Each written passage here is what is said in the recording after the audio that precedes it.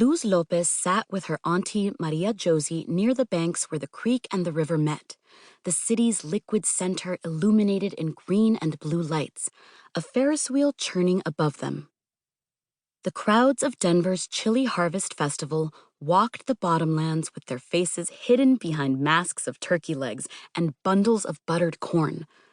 The dusk air smelled of horse manure and gear grease and the sweet sting of green chilies roasting in metal drums. Through the smog of sawdust and food smoke, Luz was brightened by the flame of her kerosene burner. Black hair curled around her noteworthy face, dark eyes staring into a porcelain cup.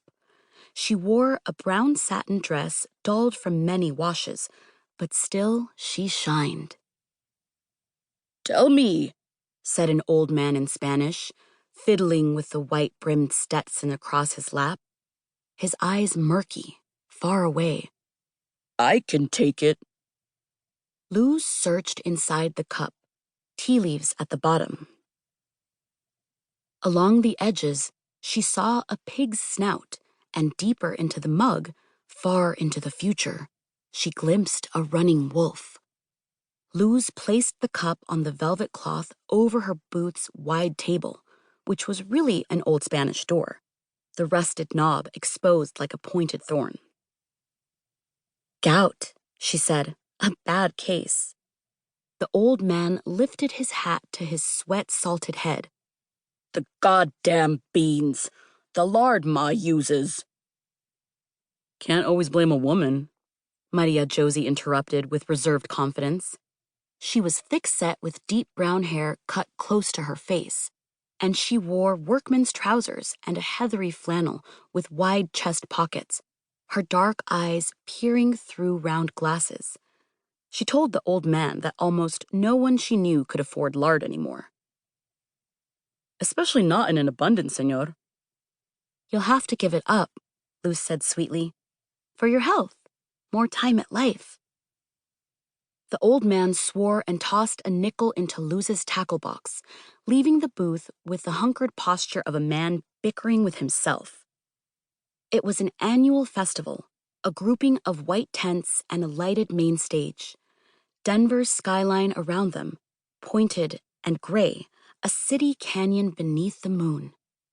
Rail yards and coal smelters coughed exhaust, their soot raining into the South Platte River. Young people had unlaced their boots and removed their stockings, wading into the moon's reflection. Bats swooped low and quick. "Can I interest you ladies in a reading?" Luz asked. Two younger girls had slowed their pace, dissolving cotton candy onto their tongues. They gawked at Luz's tea kettle and leaves, her tackle box of coins. The taller of the two girls said, "Bruja stuff?" The shorter one giggled through blue teeth and licked the last of her candy. "We don't mess around with that," she said, and reached across the booth. She pushed aside a mossy stone, snatching one of Diego's handbills.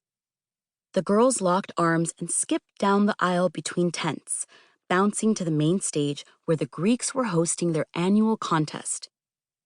"Win your woman's weight in flour," Maria Josie whispered. "The young ones are no good." Luz asked why, and said at least she was trying. "Focus on the viejos. They're steady." "Sure they are," Luz said, "until Doña Sebastiana comes." Maria Josie laughed. "You're right, Hita. Never met a dead man with a future."